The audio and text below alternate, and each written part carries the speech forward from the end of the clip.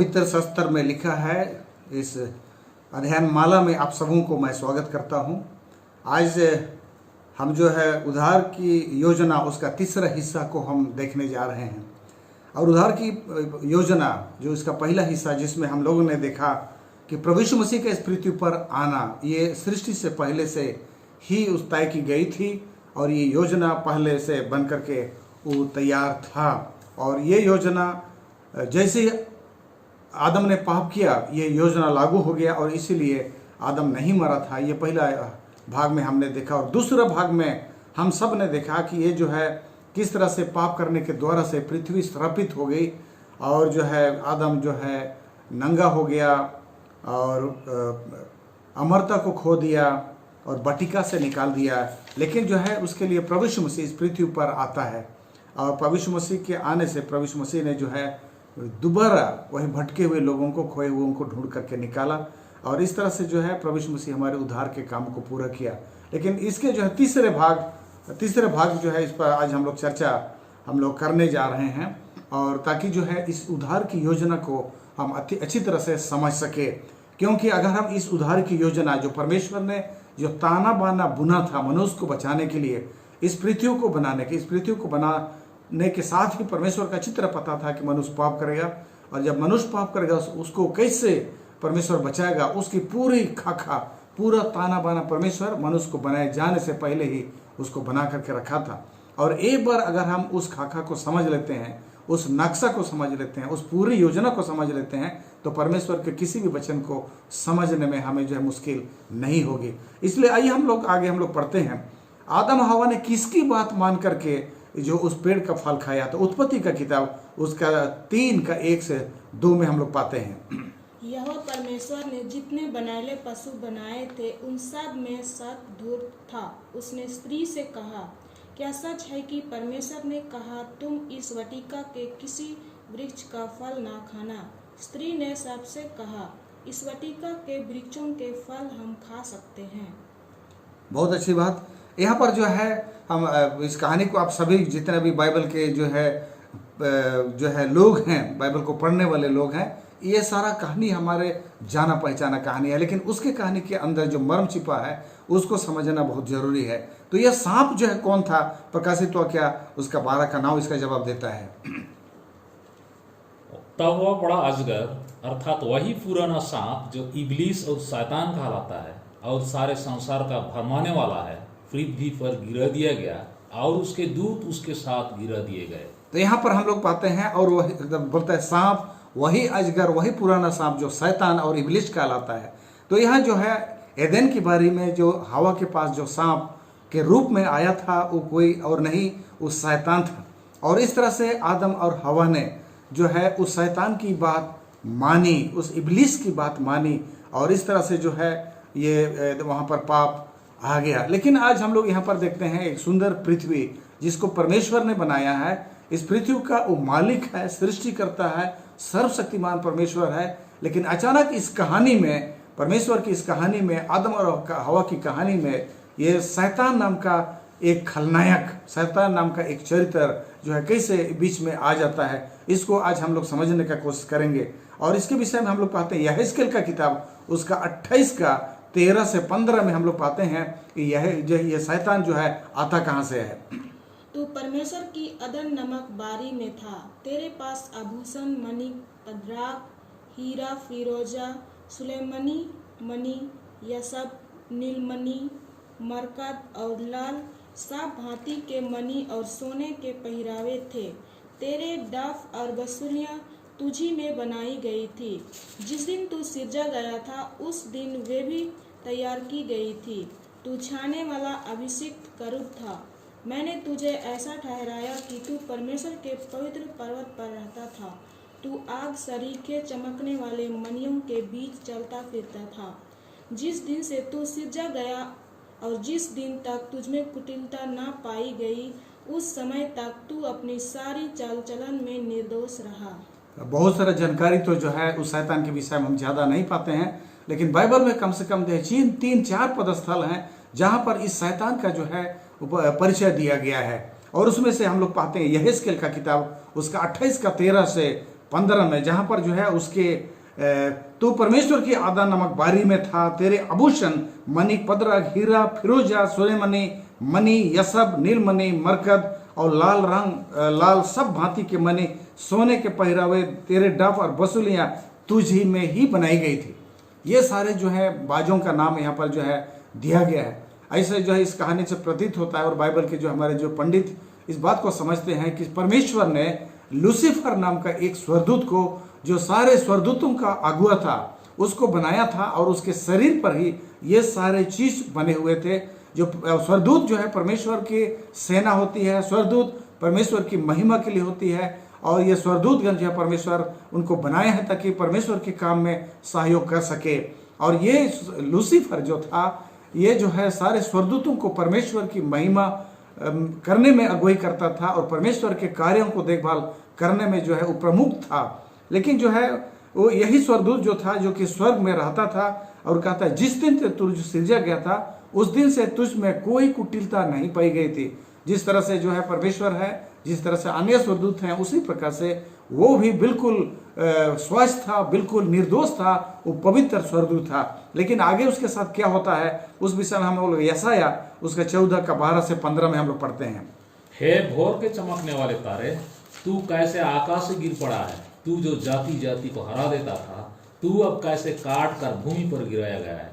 तू मन में कहता तो था, मैं स्वर्ग पर चढ़ूंगा, मैं अपने सिंहासन को ईश्वर के तारागण से अधिक ऊंचा करूंगा, और उत्तर दिशा की छोर पर सभा के पर्वत पर विराजूंगा। मैं मेघों से भी ऊंचे ऊंचे स्थानों के ऊपर चढ़ूंगा, मैं परम प्रधान के तुल्य हो जाऊंगा, परंतु तू अधोलोक में उस गड्ढे की ही तरह उतर जाएगा। हाँ, यहाँ पर हम लोग पाते हैं समस्या यहाँ शुरू होती है कि वही लूसीफर, वही स्वरदूत जो परमेश्वर ने जिसको बनाया था सारे स्वरदूतों का एक कमांडर के रूप में, अगुआ के रूप में, ताकि ये परमेश्वर के काम को देखभाल करने में अगुवाई कर सके और उनका जो है सारे स्वरदूतों का मार्गदर्शन करने सके। लेकिन उसी स्वरदूत में जो है एक त्रुटि पाई गई। आज दुनिया में हम इसको साधारण भाषा में हम लोग कहेंगे तो कुर्सी की लड़ाई वहाँ शुरू हो गई। कोई भी व्यक्ति जो है बड़े बड़े कुर्सी का जो है चाहत होता है, और इसी तरह से यह स्वरदूत जो है, जो कि कमांडर था, सारे स्वरदूतों में प्रधान था, और उसमें जो बहुत सारा खूबियाँ थी, स्वरदूत दूसरे स्वरदूतों के अपेक्षा बहुत ज़्यादा खूबियाँ थी, और अपने आप को परमेश्वर से किसी भी रूप से जो है कम देखने नहीं लगा, और अपने को परमेश्वर के बराबर जो है वो करने लगा।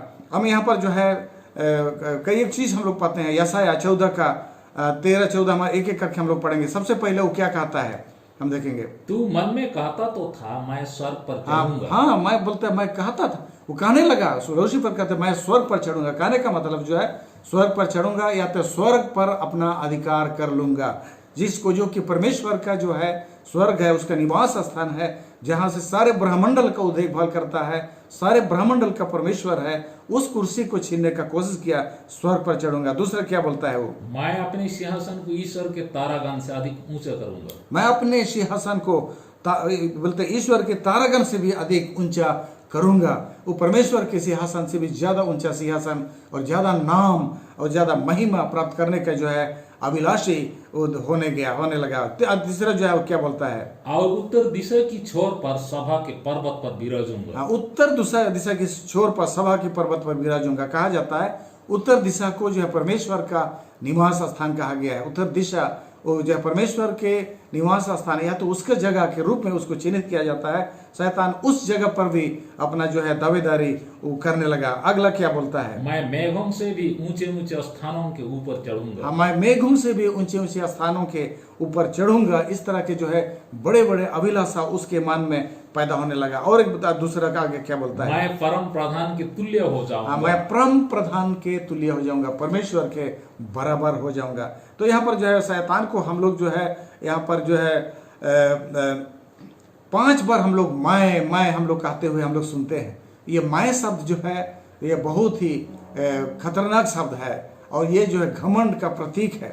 जो उसको जो है परमेश्वर की उपासना करना था, वो परमेश्वर को ही अपना ध्यान केंद्रित करना था, लेकिन परमेश्वर को देखने के बजाय उसने खुद पर देखना शुरू किया। और यहाँ पर उसके मैं ये करूँगा, मैं वो करूँगा, मैं ये हूँ, मैं वो हूँ। आज भी दुनिया में जब कोई इस तरह से आदमी सोचने लगता है तो पतन की ओर समझ लीजिए वो नीचे गिरने लगता है। और जब इस तरह से जो है शैतान के मन में इस तरह से घमंड आई, परमेश्वर को सेवा करने के बजाय, स्वर्गदूतों को जो नेतृत्व देने के बजाय, वो जब खुद स्वर्ग पर चढ़ने का अभिलाषी हो गया, परमेश्वर के बराबर बनने का अभिलाषी हो गया, तो परमेश्वर के साथ उसका किस तरह से आगे समस्या होता है उसको हम लोग पढ़ेंगे। प्रकाशित वाक्य उसका 12 का 7 से 9 में हम लोग पाते हैं। फिर स्वर्ग में लड़ाई हुई। मिकाएल और उसके स्वर्गदूत अजगर से लड़ने को निकले और अजगर और उसके दूत उससे लड़े, परंतु प्रबल ना हुए और स्वर्ग में उनके लिए फिर जगह ना रही। तब वह बड़ा अजगर अर्थात वही पुराना सांप जो इब्लीस और शैतान कहलाता है और सारे संसार का भरमाने वाला है, पृथ्वी पर गिरा दिया गया और उसके दूत उसके साथ गिरा दिए गए। हाँ, यहाँ पर जो है हम लोग पाते हैं, तब जो है मिकाएल के साथ उसका लड़ाई हुआ। परमेश्वर के पास कोई दूसरा जो है उपाय नहीं था। उस स्वर्गदूत को जो है समझाने का बहुत कोशिश की हुआ। परमेश्वर उसको बहुत समझाने का कोशिश किया कि जो रास्ता वो अपना रहा है वो कितना विनाशक है, कितना खतरनाक है, लेकिन जब वो उसने मानने से इनकार कर दिया और यहाँ तक कि जो है अपने इस विचारधारा को, अपने जो है सोच को जो है उस सारे स्वर्गदूतों के बीच में भी फैलाने लगा। और इस तरह से जो है वहाँ पर स्वर्गदूत गण 2 हिस्सों में बांट गए कहता है। और यहाँ पर जैसे कि 9 में हम लोग ने यहाँ पर पढ़ा, बोलता है कि और जो है स्वर्ग से 1/3 स्वर्गदूत गण उसके साथ जो है चले आए, उनको गिरा दिए गए। शैतान के साथ मिकाएल जो है परमेश्वर के यीशु मसीह को जो है मिकाएल कहा गया है। जब भी जो यीशु मसीह को एक लड़ाई के मैदान पे जब प्रभु यीशु मसीह को देखा गया है तो उसको मिकाएल नाम से पुकारा गया। प्रभु यीशु मसीह के साथ उसका लड़ाई हुआ और शैतान को स्वर्ग से निकाल दिया गया। और बाइबल कहता है बड़ी दुर्भाग्य से इस पृथ्वी पर उसको गिरा दिया गया है। और उसके स्वर्गदूतों में से जो उस लूसीफर के समर्थक थे, 1/3 स्वर्गदूत भी उसके साथ गिरा दिए गए। अगर हम लोग प्रकाशित वाक्य 5 और उसका जो है अगर हम लोग पढ़ते हैं 11 में, जब मैंने देखा तो उस सिंहासन और उस प्राचीनों की चारों ओर बहुत से स्वर्गदूतों का शब्द सुना, जिनकी गिनती लाखों और करोड़ों में थी कहता है। यहाँ पर स्वर्गदूतों की संख्या को करोड़ों में बताया गया है। इसलिए मैं अनुमान करता हूँ कि जब सारे स्वर्गदूत यहाँ पर जो गाना गा रहे थे, जो स्वर्गदूत को जिनकी संख्या प्रकाशित वाक्य 5 का 11 में जो हम लोग पाते हैं, करोड़ों में जो स्वर्गदूत जो स्वर्ग में बचे हुए थे, और जब जो है ये 1/3 स्वर्गदूत जो शैतान के साथ चले आए, मैं अनुमान करता हूँ कि परमेश्वर ने 1 अरब स्वर्गदूतों को स्वर्ग में बनाया होगा, जो कि जो है 1/3 शैतान के साथ चले आए और 2/3 परमेश्वर के साथ रह गए। अगर हम उन 1/3 को अगर हम लोग जब बांटेंगे तो जो है 33,33,33,333 उसका जो है संख्या होता है। इतने 33.5 करोड़ जो है ये जो है लूसीफर के साथ चले आए। और कितने बचते हैं परमेश्वर के साथ? 66,66,66,667 बचते हैं। अगर इस तरह से अगर हम बटेंगे तो कुल मिला के 1 अरब होगा। लेकिन अभी भी परमेश्वर के पास करोड़ों स्वर्गदूत हैं जो उसकी महिमा करते हैं। तो इस तरह से हम लोग पाते हैं कि स्वर्ग में विभाजन हुआ। तो स्वर्ग में जो है जो एक मालिक था, एक परमेश्वर था, उसको चुनौती देने वाला एक और शक्ति का उदय स्वर्ग में हो गया। और ये स्वर्ग में जो है एक दूसरा शक्ति, एक जो है नकारात्मक शक्ति, एक खलनायक जो है स्वर्ग में पैदा होता है, दुर्भाग्य से इस पृथ्वी पर आता है। और उसी को ऊपर हम लोग पढ़ रहे थे, शुरू में हम लोग पढ़ रहे थे कि जब आदम और हवा को इस पृथ्वी पर बना दी गई तो हवा के पास एक सांप के रूप में आता है और वो जो है सांप जो है हवा को बहकाता है, आदम को बहकाता है और उस पेड़ का फल खाते हैं। तो ये कोई नहीं, ये जो वही लूसीफर था जो स्वर्ग से जो है परमेश्वर के विरुद्ध लड़ाई किया, स्वर्गदूतों को बरगलाया और इस पृथ्वी पर जो है आदम और हवा जो बने थे उनको भी बरगलाया और उनको भी पाप में गिराया। तो इस तरह से जो है आदम और हवा को पाप कराने के द्वारा से आगे जो है इस पृथ्वी का परिस्थिति, इस पृथ्वी का जो है राजनीतिक परिस्थिति, चाहे तो स्थिति जो है किस तरह से बदल जाती है उसको हम लोग देखते हैं। उत्पत्ति का किताब 1 का 28 और 2 का 15 को हम लोग पढ़ेंगे। और परमेश्वर ने उनको आशीष दी और उनसे कहा, फूलों फलों और वृद्धि में भर जाओ और उसको अपने वश में कर लो, और समुद्र की मछलियों तथा आकाश के पक्षियों और पृथ्वी पर रहने वाले सब जंतुओं पर अधिकार रखो। 2:15 तब यहोवा परमेश्वर ने आदम को लेकर अदन की वाटिका में रख दिया कि वह उसमें काम करे और उसकी रक्षा करे। तो यहाँ पर हम लोग इस बात को समझना बहुत जरूरी है कि सृष्टि के बाद जो है परमेश्वर ने इस पृथ्वी को आदम और हवा के हाथ में रखा। उनको बोला कि सारे संसार को अपने अधिकार में कर लो। और 2:15 में पाते हैं कि परमेश्वर ने इस एदन की बारी में आदम को रखा ताकि उसमें काम करे और उसकी रक्षा करे। ये एदन की बारी जो एक छोटा सा बारी था, आदम को काम करके उसको सजाना था, उस बारी को पूरा पृथ्वी में उसको फैलाना था। ये एदन की बारी जैसे जैसे इंसानों की संख्या बढ़ती जाती, इस पृथ्वी को जो है कब्जा करते जाती और इस तरह से संपूर्ण संसार एदन की बारी बन जाती। तो इस तरह से एदन के बारी छोटा बनाया गया था, लेकिन ये जो है आदम की जिम्मेवारी थी कि उस एदन के बारी को संपूर्ण पृथ्वी पर बढ़ा दे। लेकिन जो है हम लोग आगे पाते हैं इस तरह से परमेश्वर जो संपूर्ण पृथ्वी का जिम्मेवार जो है आदम के हाथ में सौंपा था। भजन संहिता 115:16 में हम लोग पाते हैं, स्वर्ग तो यहोवा का है परंतु पृथ्वी उसने मनुष्यों को दी है। हाँ, स्वर्ग तो यहोवा का है परंतु उसने पृथ्वी मनुष्यों को दी है। स्वर्ग जो है परमेश्वर का है और जो है इस पृथ्वी मनुष्यों को सौंपा गया ताकि इस पृथ्वी पर जो है मनुष्य रहे। मनुष्य को इसी पृथ्वी की मिट्टी से बनाया गया है और मनुष्य का जो है सारा भाग्य, उसके जो है सारा जो है उसका हिस्सा जो है इसी पृथ्वी पर है और इसलिए इस पृथ्वी उसको सौंप दिया गया था। लेकिन जो है क्या होता है आगे चल करके हम लोग देखेंगे, क्या आदम ने अपनी जिम्मेवारी जो इस पृथ्वी को रक्षा करने का, उसमें काम करने का जो उसको दिया गया था, कि अपने उस जिम्मेवारी को भली भांति निभा सका। हम लोग उसके लिए पदस्थल पढ़ेंगे लूका का किताब उसका 4:6 को। और उससे कहा, मैं यह सब अधिकार और इनका वैभव तुझे दूंगा क्योंकि वह मुझे सौंपा गया है और जिसे चाहता हूँ उसी को दे देता हूँ। हाँ, हम आप सभी जानते हैं कि वही शैतान ने जब प्रभु यीशु मसीह इस पृथ्वी पर आया तो वही शैतान प्रभु यीशु मसीह को भी 3 परीक्षा उसको किया और तीसरा परीक्षा में प्रभु यीशु मसीह के सामने प्रभु यीशु मसीह को शैतान ने सारे पृथ्वी का वैभव उसको दिखाया।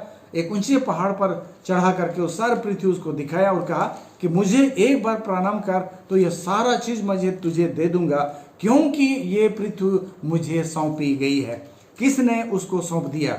ये पृथ्वी शैतान के हाथ में किसने सौंप दिया? अभी अभी हम लोग ने पढ़ा है ये पृथ्वी तो आदम को सौंपी गई थी, आदम को दिया गया था और आदम के हाथ में थे, मनुष्यों को सौंपी गई है।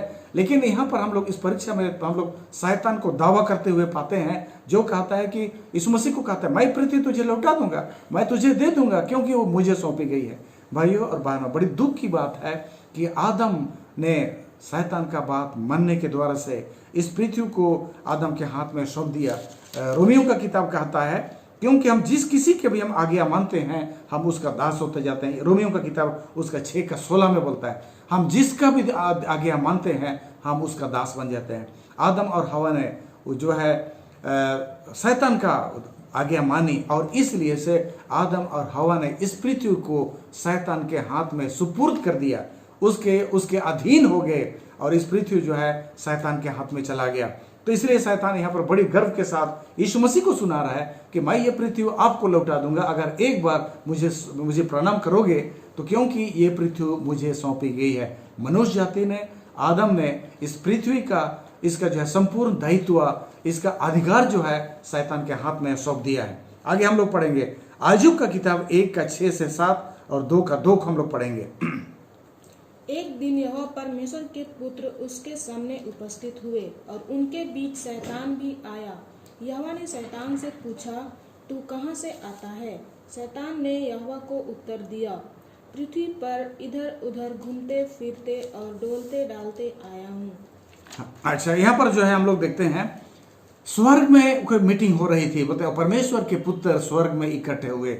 आज जो है बाइबल के अनुसार से हम लोग पाते हैं कि इस पृथ्वी के अलावा भी और भी बहुत सारे पृथ्वी हैं जिसमें इंसान जैसे प्राणी वहां पर पाए जाते हैं। अभी तो हमारे संसार के वैज्ञानिकों ने भी जो है बिना हिचकिचाहट के इस बात को मान लिया है कि पृथ्वी के अलावा भी और भी जो है पृथ्वी है। एक दिन मैं टीवी में एक प्रोग्राम मैं देख रहा था जिसमें जो है टीवी के एंकर बड़ी जोर जोर से इस बात को दावा कर रहे थे कि पृथ्वी की 99 और बहनें हैं। कहा तो इस तरह से दावा किया जा रहा था। दूसरे और भी पृथ्वी हैं जिसमें कि इंसान पाए जाते हैं, और उन सारे पृथ्वी के लोगों को, प्रतिनिधियों को परमेश्वर अपने पास मीटिंग के लिए बुलाया था, और उसमें शैतान भी वहां पर पहुंच गया। यहाँ पर प्रभु यीशु मसीह जो है, परमेश्वर जो है, शैतान को सवाल पूछा कि तू कैसे यहाँ पर आ गया। इस सवाल में हम लोगों को समझना पड़ेगा अय्यूब की किताब में, कहा कि शैतान को नहीं बुलाया गया था, लेकिन जो है जब वहां पर जब मीटिंग के लिए जब दूसरे ग्रहों से वहां के प्रतिनिधि परमेश्वर के सिंहासन के पास पहुंचे तो शैतान भी वहां पहुंच गया। और जब परमेश्वर ने पूछा कि तू कैसे आया, तो सीधा सीधा उस शैतान का जवाब को आपको इस तरह से समझना पड़ेगा कि मैं पृथ्वी का प्रतिनिधि हूं और मुझे भी पूरा हक बनता है कि मैं इस मीटिंग में आऊं। उस मीटिंग में आदम को होना चाहिए था, वहां पर आदम को जाना चाहिए था, लेकिन आदम के बदले में शैतान वहां पर जो है उपस्थित हुआ था। 2:2 में भी यही बात लिखा हुआ है, इसको भी हम लोग पढ़ेंगे। यहोवा ने शैतान से पूछा, तू कहाँ से आता है?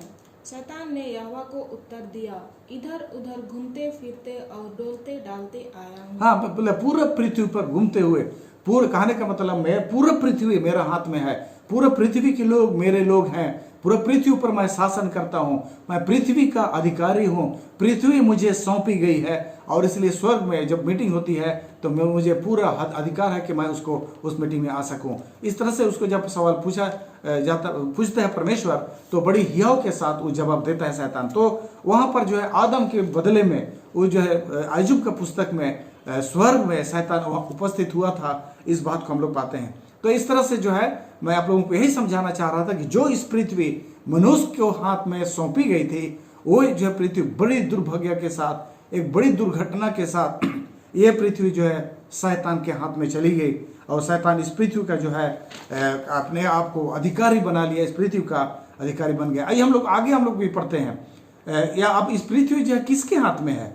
यूहन्ना का किताब उसका 14:30 और 16:11 में हम लोग पढ़ते हैं। मैं अब तुम्हारे साथ और बहुत बातें ना करूंगा, क्योंकि इस संसार का सरदार आता है, मुझ पर उसका कोई अधिकार नहीं। हाँ, यहाँ पर और बातें नहीं करूंगा। प्रभु यीशु मसीह बोल रहा है इस संसार का सरदार आता है, इस संसार का सरदार यानी शैतान।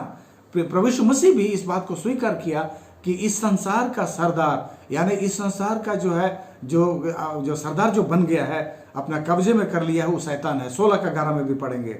न्याय के विषय में इसलिए कि संसार का सरदार दोषी ठहराया गया है, लेकिन इस संसार का दोषी जो सरदार जो है हमेशा सरदार बना नहीं रहेगा, ये दोषी ठहराया जाएगा, ये इसको इस पृथ्वी में से हटाया जाएगा, और उसको जो है यही जो है आज का हम लोग देख रहे हैं जो उद्धार की योजना जो है उसका तीसरा हिस्सा जो हम देख रहे हैं कि परमेश्वर इस संसार में जिसमें पाप आया, यह संसार सब परमेश्वर शैतान के हाथ में चली जाती है, उसको किस तरह से जो है वापस यीशु मसीह जो है उसको हासिल करता है, उसी चीज को हम उद्धार की योजना उसका भाग 3 में हम लोग देख रहे हैं। 2 कुरिन्थी 4:4 में क्या बोलता है? इस संसार का परमेश्वर कौन है? और उन अविश्वासियों के लिए जिनकी बुद्धि इस संसार के ईश्वर ने अंधी कर दी है, ताकि मसीह जो परमेश्वर का प्रतिरूप है उसके तेजोमय सुसमाचार का प्रकाश उन पर ना चमके।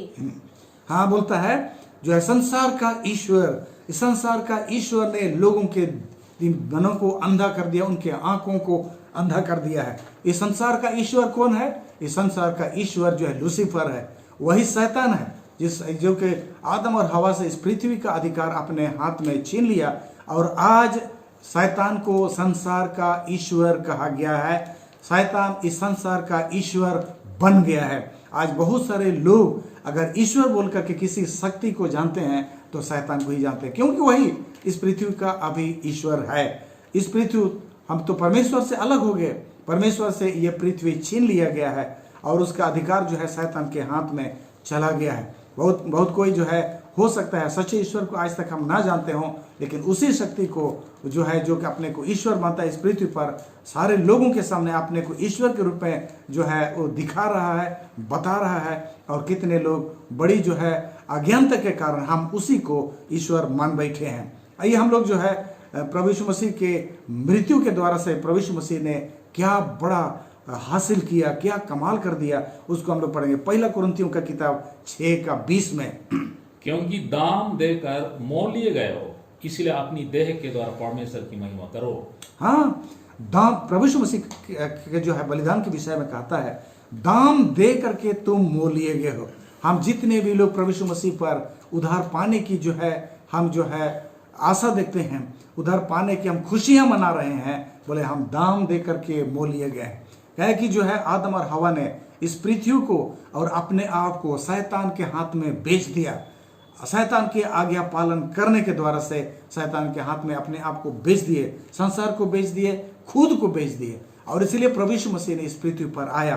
कल का पाठ में हम लोग देखे थे, रो रो करके उसने आज्ञा पालन सीखा। उसने कोई पाप नहीं किया, उसके मुंह से कोई छल की बात नहीं निकली ना, और वह बिल्कुल ही निष्पाप जो है पाया गया।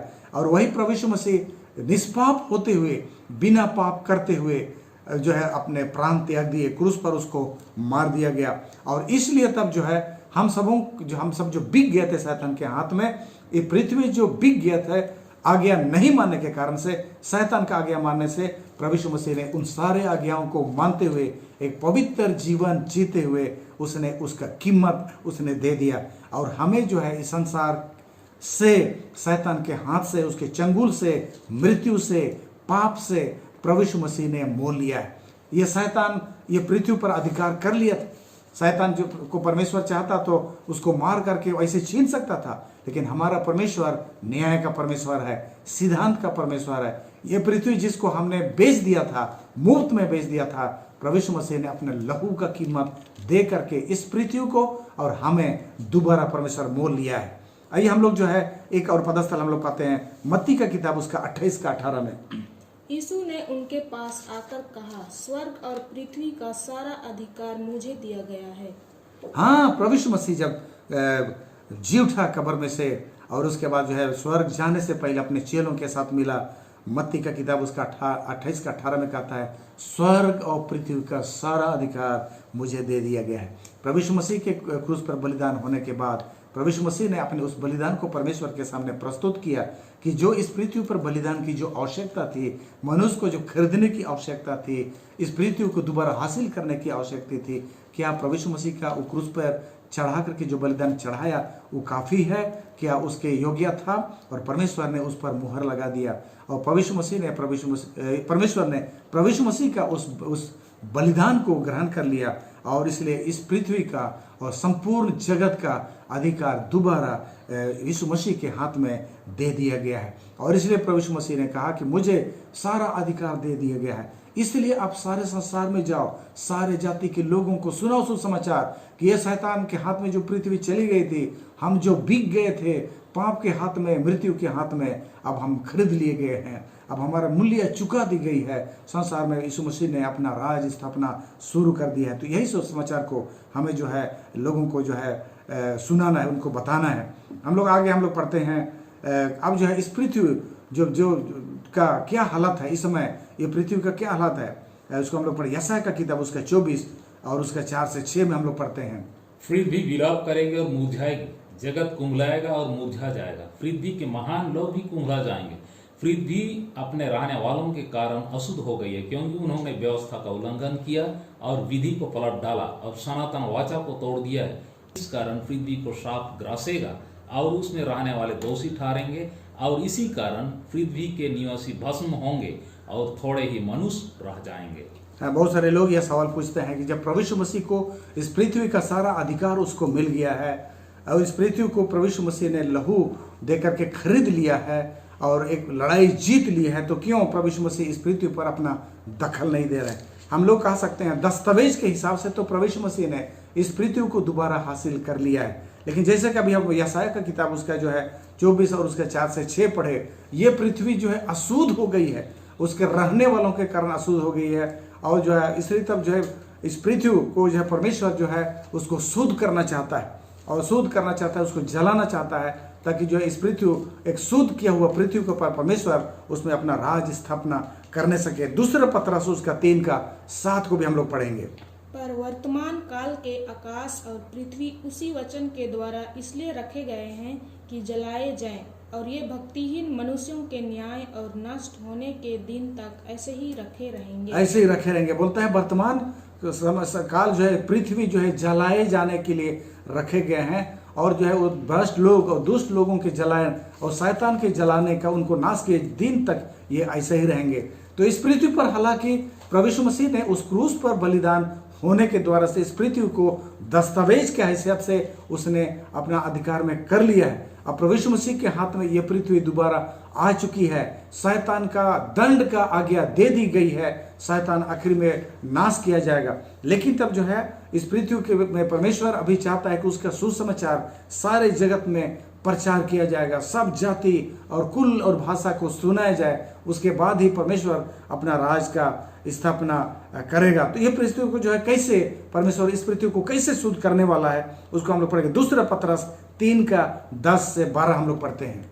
परंतु प्रभु का दिन चोर के समान आ जाएगा। उस दिन आकाश बड़ी हड़हड़ाहट के शब्द से जाता रहेगा और तत्व बहुत ही तप्त होकर पिघल जाएंगे और पृथ्वी और उस पर के काम जल जाएंगे। जबकि ये सब वस्तुएं इस रीति से पिघलने वाली है, तो तुम्हें पवित्र चल चलन और भक्ति में कैसे मनुष्य होना चाहिए और परमेश्वर के उस दिन की बाट किस रीति से जोहना चाहिए और उसके जल्द आने के लिए कैसा यत्न करना चाहिए, जिसके कारण आकाश आग से पिघल जाएंगे और आकाश के गण बहुत ही तप्त होकर गल जाएंगे। इस पदस्थल में हम लोग बहुत अच्छा तरह से पाते हैं। बोलता है इस पृथ्वी और जितने तत्व हैं और जिसमें चीजें हैं जल जाएंगे। परमेश्वर इस पृथ्वी को जो है शुद्ध करने का उसने ठान लिया है। ये पृथ्वी को परमेश्वर ने कीमत देकर के हासिल कर लिया है। लेकिन इसको जो है इस पृथ्वी पर परमेश्वर तब शासन करेगा, तब अपने शासन स्थापित करेगा पूर्ण रूप से, जब इस पृथ्वी शुद्ध हो जाए। आज भी मैं देखता हूँ इस पृथ्वी पर भी जब लोग जो है ट्रांसफर होकर के चले जाते हैं, ट्रांसफर होकर के एक घर से दूसरे घर जाते हैं। जब भी कोई अधिकारी जो है नया घर में जाता है, उस घर में उसके जाने से पहले कोई दूसरा अधिकारी वहाँ रह रहा होता है। लेकिन जब भी नया अधिकारी जाता है तो उस घर को जब तक वो नए तरह से उसको पेंटिंग नहीं करता है, नया पोछड़ा नहीं करता है, नया साफ नहीं करता है, उस घर में प्रवेश नहीं करता है। वही जो है स्वामित्व बदल रहा है। इस संसार पर जो शैतान का स्वामित्व था, शासन करता था, प्रभु यीशु मसीह ने क्रूस पर उस जो है संसार का ईश्वर को हरा दिया है। संसार जो है प्रभु यीशु मसीह को सौंप दी गई है और इस पृथ्वी को परमेश्वर अब जो है आग से उसको शुद्ध करेगा बोलता है, और सारे तत्व पिघल जाएंगे। और इसलिए तब हमें किस तरह का जो है जन होना चाहिए कहता है। हमें एक भक्ति के साथ हमें बिताना चाहिए, परमेश्वर की स्तुति करना चाहिए, सच्चे परमेश्वर का अपना परमेश्वर मान लेना चाहिए। और हमें परखना है, देखना है कहीं ऐसा तो नहीं कि हम लोग उस पुराने मालिक, उस शैतान के जो है छल कपट में कहीं ना कहीं हम फंस गए हैं। उन सारी चीज़ों को हमें परखना है।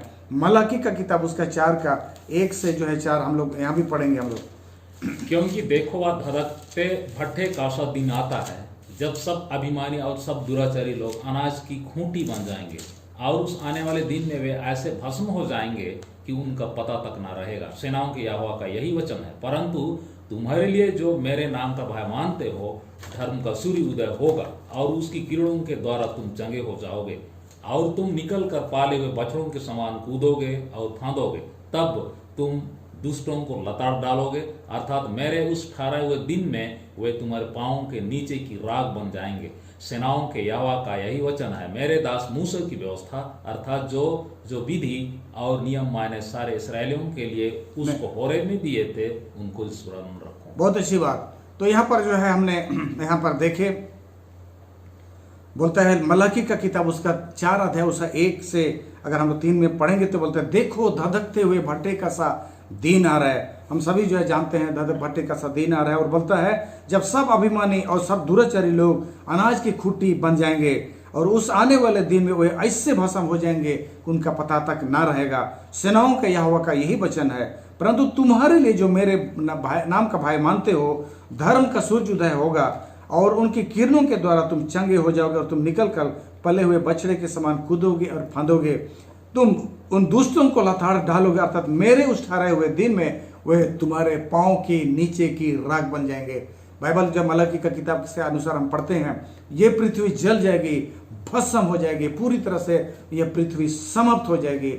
जितने भी जो है दुष्ट लोग हैं, जो भी आज इस अस्तित्व में है, सब बिल्कुल शून्य हो जाएगा और शून्य हो जाएगा, और यह पृथ्वी फिर से बसाया जाएगा।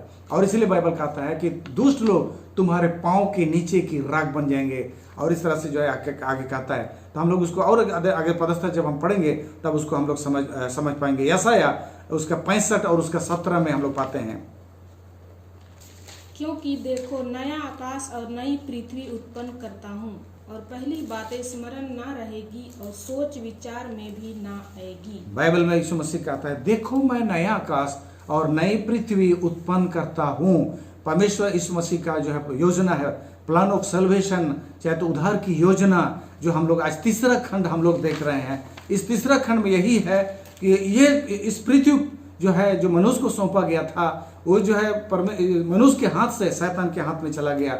यीशु मसीह आता है, उस क्रूस पर जो है अपने बलि देने के द्वारा से इस पृथ्वी को फिर से हासिल करता है। उसके बाद हम लोग पाते हैं आज दस्तावेज के हिसाब से ये पृथ्वी अब यीशु मसीह का हो चुका है। लेकिन जो है कहता है अभी भी इसमें शैतान राज करता है परमेश्वर, और ये पृथ्वी आग से नाश होगी।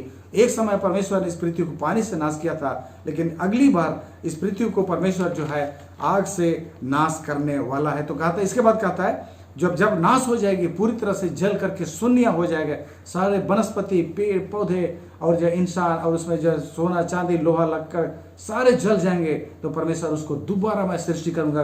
देखो मैं नए आकाश और नई पृथ्वी बनाने पर हूँ, बोलता है। यशायाह 65 का जो 17 में 66 का 22 में भी हम लोग पाते हैं। क्योंकि जिस प्रकार नया आकाश और नई पृथ्वी जो मैं बनाने पर हूँ मेरे सम्मुख बनी रहेगी, उसी प्रकार तुम्हारा वंश और तुम्हारा नाम भी बना रहेगा। बहुत बहुत धन्यवाद। यह बोलता है, क्योंकि जिस प्रकार मैं नए आकाश और नई पृथ्वी में बनाने वाला हूँ, वो जो है उसी प्रकार से तुम्हारा नाम और तुम्हारा वंश भी उसमें बना रहेगा। आदम और हवा को जो है परमेश्वर जो अमरता का वरदान दिया था, और उसमें जो है इनको जो है हमेशा के लिए जीने वाले थे, उनसे छीन ली गई है। बोलता है नए आकाश और नई पृथ्वी जहाँ पर बनेगा, परमेश्वर कहता है उसमें तुम्हारा नाम हमेशा हमेशा के लिए बना रहेगा। तो ये नई पृथ्वी बनाने की विषय में जो है नए नियम में भी हम लोग पाते हैं, दूसरा पत्रस उसका 3:13 में। पर उसकी प्रतिज्ञा के अनुसार हम एक नए आकाश और नई पृथ्वी की आस देखते हैं, जिनमें धार्मिकता वास करेगी। हाँ, यहाँ पर बोलता है हम उसकी प्रतिज्ञा के अनुसार एक नए आकाश और नई पृथ्वी की हम आस देखते हैं, जिसमें धार्मिकता वास करे। तो नए नियम भी जो है इस बात को समर्थन करती है कि हम एक नए आकाश और नए पृथ्वी का आशा देख रहे हैं। ये पुराना पृथ्वी, ये जिसमें आज हम लोग रहते हैं, शैतान ने इस पर कब्जा कर लिया और इस पृथ्वी पर दूषितता, भ्रष्टाचार और पाप भर दिया है। अब इसमें जो है परमेश्वर इसका जो है शासन करेगा, परमेश्वर इसमें शांति लाएगा, सारे लोगों की शांति के लिए इस पृथ्वी से जो है पाप को हमेशा के लिए खत्म कर देगा, शैतान के प्रभाव को हमेशा के खत्म करेगा, और ये प्रभाव जो है ये खत्म जो है आग से ही करेगा। इसलिए हम एक पदस्थल हम लोग पढ़ते हैं, इसको जो है मत्ती का किताब, उसका मत्ती का किताब और उसका जो है 25 का 41 में हम लोग यहाँ पर पढ़ते हैं।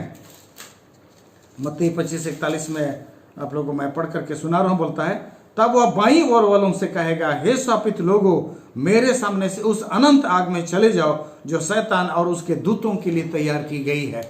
जब परमेश्वर यीशु मसीह न्याय करने के लिए आएगा और उस समय धर्मियों और पापियों को अपना दाहिना और बायां रखेगा, तो बाएं वालों को कहेगा उस आग में चले जाओ जो शैतान के लिए तैयार की गई है। नरक और कहीं नहीं है, लेकिन यही पृथ्वी को परमेश्वर आग से शुद्ध करेगा, और वही बाइबल के हिसाब से वही नरक बनेगी, जिसमें दुष्ट लोग जो है बुराई और शैतान और पाप और मृत्यु उसी आग में सब जल करके राख हो जाएगा, और उसी को बाइबल में जो है नरक की संज्ञा दी गई है। लेकिन जो है हम लोग आगे हम लोग पढ़ते हैं, यशायाह का किताब है, जब जल करके सब राख हो जाएगा, तो जो यशायाह का किताब में उसका 11 और उसका 6 से 9 में हम लोग पाते हैं, जब परमेश्वर नए पृथ्वी बनाएगा, नए आकाश बनाएगा, तो उस नए आकाश और नए पृथ्वी में लोगों का रहन सहन और लोगों का चरित्र, उनका व्यवहार कैसा रहेगा, उसके विषय में हम लोग पाते हैं।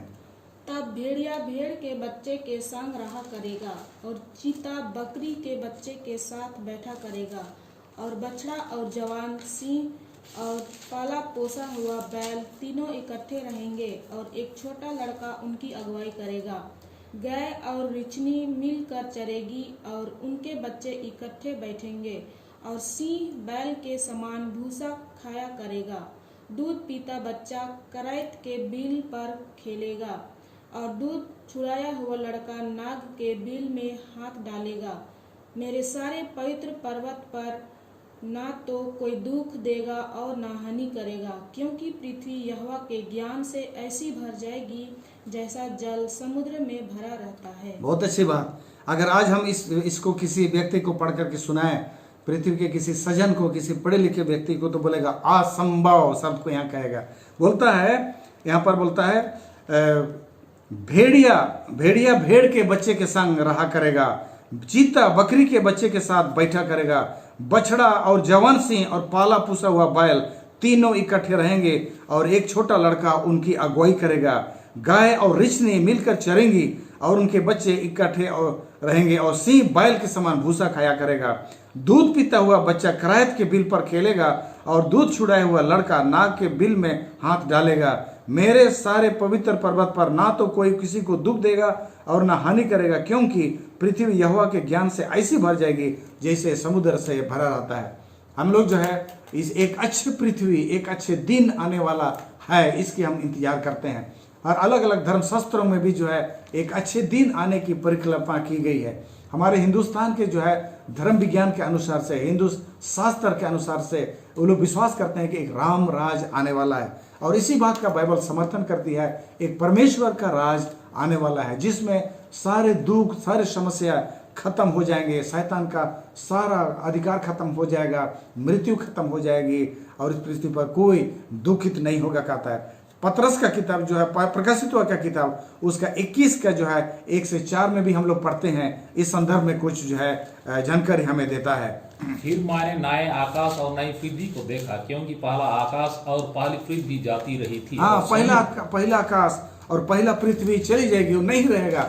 एक नए आकाश और नई पृथ्वी का जो है उदय होगा। इस पृथ्वी में हम एक नए आकाश और नई पृथ्वी को हम देख पाएंगे। और क्या होगा वहाँ? और समुद्र भी ना रहा। समुद्र भी ना रहा बोलता है। आज तो जो इस पृथ्वी पर जो है समुद्र का हिस्सा सबसे बड़ा है, स्थल हिस्सा तो बहुत कम है, लेकिन बोलते हैं उस नए पृथ्वी पर समुद्र नहीं रहेगा। बोलते हैं आगे क्या बोलता है? फिर मैंने पवित्र नगर नए यरूशलेम को स्वर्ग से परमेश्वर के पास उतरते देखा। हाँ, बोलता है नए यरूशलेम को पवित्र स्वर्ग से उतरते देखा। यीशु मसीह जो है हमारे लिए एक जगह तैयार करने के लिए गया है, और जब परमेश्वर के लोगों को स्वर्ग में ले लिया जाएगा तो उस बनाए हुए जगह पर वहां पर परमेश्वर के लोग रहेंगे। अब जब इस पृथ्वी जल करके भस्म हो जाएगी, जब इस पृथ्वी शुद्ध कर दी जाएगी, तो इस पृथ्वी पर जो है जो बचाए हुए लोग हैं, जिनको कि स्वर्ग जो है थोड़े समय के लिए ले जाया गया है, 1000 साल के लिए उनको स्वर्ग में रखा गया है, उनको इसी पृथ्वी पर उनको दोबारा लाया जाएगा। और ये जो है नई यरूशलेम, जहाँ प्रभु यीशु मसीह ने जो घर बना करके रखा है, जिसमें हम 1000 साल तक रहेंगे, ये घर भी वापस इसी पृथ्वी पर वापस आएगी। हम आगे पढ़ते हैं। वह उस दुल्हन के समान थी जो अपने पति के लिए श्रृंगार किए हो। फिर मैंने सिंहासन में से किसी को ऊंचे शब्द से यह कहते हुए सुना, देख, परमेश्वर का डेरा मनुष्यों के बीच में है, वह उनके साथ डेरा करेगा और वे उसके लोग होंगे, और परमेश्वर आप उनके साथ रहेगा और उनका परमेश्वर होगा। बहुत अच्छे। यहाँ बोलता है जो और वह नई यरूशलेम जिस पृथ्वी पर आएगी, दुल्हन के समान श्रृंगार की हुई होगी, और किसी को ऊंचे शब्द से कहा, देख, परमेश्वर का डेरा मनुष्यों के बीच में है। ये पृथ्वी जो है, इस पर जो है नई यरूशलेम उतर करके आएगा, चुने हुए लोग जो है इस पृथ्वी पर आएंगे, और परमेश्वर का खुद डेरा मनुष्यों के पास, मनुष्यों के साथ होगा। ऐसा लगता है कि ये पृथ्वी आगे चल करके जो है सारे ब्रह्मंडल को संभालने का राजधानी हो जाएगा। परमेश्वर का डेरा यहाँ पर रहेगा, और संपूर्ण पृथ्वी के जो लोग, दूसरे दूसरे ग्रह के लोग, जिन्होंने अभी तक कभी पाप नहीं किया, पाप से अनजान है, उन सारे लोगों को हम जो है उनको सिखाएंगे कि क्योंकि इस पृथ्वी के लोग उस पाप के भयंकर परिस्थितियों से होकर के, विजय होकर के, शैतान को हरा करके, पाप को हरा करके, मृत्यु को हरा करके जो विजय होकर के आए हैं, इनका अनुभव जो है स्वर्गदूतों के अनुभव से भी ज्यादा बेहतर होगा। इनका अनुभव जो है किसी दूसरे ग्रह के लोगों से अनुभव ज्यादा होगा, और ये इस तरह से इस पृथ्वी जो है इस ब्रह्मंडल का जो सेंटर बनेगा, मनुष्यों के बीच में परमेश्वर निवास करेगा। बोलता है, हम लोग आगे 4 पद को भी पढ़ देंगे। वह उनके आंखों से सब आंसू पोंछ डालेगा, और इसके बाद मृत्यु ना रहेगी, और ना शोक, ना विलाप, ना पीड़ा रहेगी, पहली बातें जाती रहेंगी। कौन ऐसा दिन देखना नहीं चाहेगा? कौन ऐसा जो है जीवन हासिल करना नहीं चाहेगा जिसमें वह बोलता है वह उनकी आंखों से सब आंसू पोंछ डालेगा, और उसके बाद मृत्यु ना रहेगी, और ना शोक, ना विलाप, ना पीड़ा रहेगी, पहली बातें जाती रही। ऐसा दिन हर इंसान देखना चाहेगा। भाइयों और बहनों, इस पृथ्वी के रहने वाले सारे मानव जाति लोगों के लिए यह क्या ही अच्छा शुभ समाचार है। प्रभु यीशु मसीह ने शैतान को हरा दिया है और यही है प्लान ऑफ सल्वेशन। परमेश्वर ऐसा ही प्लान किया था। मनुष्य को बनाने से पहले ही परमेश्वर को पता था कि मनुष्य पाप करेगा और परमेश्वर ने एक ताना बाना बुना, परमेश्वर ने एक खाका तैयार किया कि इस पृथ्वी को और मनुष्य को परमेश्वर किस तरह से दोबारा हासिल करेगा, जिसको कि आज तीसरा भाग आप लोगों को मैं बता रहा हूँ। इस पृथ्वी को शैतान के हाथ से यीशु मसीह छुड़ा लेगा, इस पृथ्वी को अग्नि से उसको भस्म कर देगा और जब बिल्कुल जल करके खत्म हो जाएंगी तब परमेश्वर के लोग जो स्वर्ग में कुछ समय के लिए उनको लिया जाएगा, दोबारा आकर के इसी नए पृथ्वी पर उस एदेन की बारी को पुनः स्थापित किया जाएगा। जिस एदेन की बारी से आदम को निकाल दिया गया, जिस एदेन का बारी का जो परिकल्पना जो है विफल हो गई थी, परमेश्वर उसके लिए दोबारा हासिल करके उस एदेन की बारी को संपूर्ण पृथ्वी पर फैलाएंगे और हम उस नए पृथ्वी पर हम लोग रहेंगे। बोलता है कि सारे लोगों के आंसू पहुँच दी जाएगी, लोग खेती करेंगे और उसमें रहेंगे और जो है हम उसमें हमेशा हमेशा के लिए जीवन रहेंगे। आइए हम थोड़ा सा देखते हैं कौन लोग जो है उस नए पृथ्वी के भागीदार बनेंगे। मत्ती का किताब 5:5 में, धन्य है वे जो नम्र हैं, क्योंकि वे पृथ्वी के अधिकारी होंगे। धन्य है जो नम्र हैं, क्योंकि वो पृथ्वी के अधिकारी होंगे। कौन सा पृथ्वी? उस नई पृथ्वी जो प्रभु यीशु मसीह जो है बनाने वाला है, उस नए पृथ्वी के अधिकारी होंगे। धन्य है जो नम्र हैं, उस नए पृथ्वी के अधिकारी होंगे। मैं पृथ्वी के सारे लोगों को, जितने भी श्रोता हैं, उन सब से मैं ये कामना और उम्मीद करता हूँ कि हम नम्र लोग बने। ये पृथ्वी तो है, ये जीवन तो है, थोड़े दिन का है, लेकिन हमारा परमेश्वर शैतान से हासिल करने के बाद इस पृथ्वी को एक नए पृथ्वी में बदलने वाला है और हर आदमी को उस नए पृथ्वी में होने का हमें जो है आशा करना चाहिए, कोशिश करना चाहिए। और एक पद हम पढ़ेंगे भजन संहिता 37 का 9 और 11 में, क्योंकि कुकर्मी लोग काट डाले जाएंगे और जो यहोवा की बाट जोते हैं वे पृथ्वी का अधिकारी होंगे। थोड़े दिन के बीतने पर दुष्ट रहेगा ही नहीं और तू उसके स्थान को भली भांति देखने पर भी उसको ना पाएगा, परंतु नम्र लोग पृथ्वी का अधिकारी होंगे और बड़ी शांति के कारण आनंद मनाएंगे। हाँ, यहाँ पर बोलता है थोड़े दिन के बीतने पर तो दुष्ट इस पृथ्वी पर रहेगा नहीं और जो खोजने पर भी तू ना पाएगा। इस संपूर्ण पृथ्वी पर जो है एक परमेश्वर का राज की स्थापना होगा। इसमें मृत्यु नहीं रहेगी, इसमें शोक नहीं रहेगा, उसमें कोरोना बीमारी भी नहीं रहेगा और कोई बीमारी नहीं रहेगा। सारे लोग वहाँ पर जो है हमेशा हमेशा परमेश्वर के साथ जिएंगे। जो आदम से जो है जो छीन ली गई थी अमरता का वरदान और जो है उस बटिका का वरदान, ये सारी चीज़ें उनको वापस मिल जाएगी। तो बोलते हैं कि वो एदन की बारी पुनः स्थापित की जाएगी। इंग्लिश में बोलते हैं एडन विल बी रिस्टोर्ड, बोलते हैं वो आदम जो है फिर से उसको स्थापित की जाएगी और हम सबों को जो उस नए एदन में हो पाने के लिए हमें तैयारी करना चाहिए। ईश्वर आप लोगों को आशीष दे।